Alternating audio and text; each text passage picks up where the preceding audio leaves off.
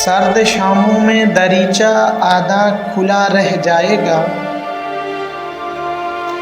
कोई हमको उम्र भर अब ढूंढता रह जाएगा। आंधियाँ सारे वर्क मेरे उड़ा ले जाएंगी। ताक पर रखा दिया बस ओंगता रह जाएगा। हम चले जाएंगे खामोशी से बस्ती तेरी छोड़कर। दूर से तू देखता बस देखता रह जाएगा।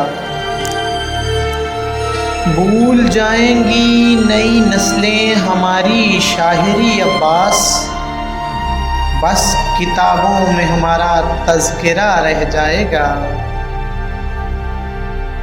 हिजरतों का फैसला यकदम सुना देगा कोई।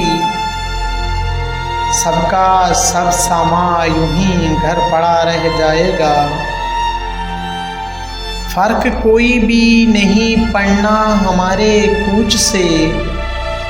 कोई तकिया रात भर फिर भीगता रह जाएगा।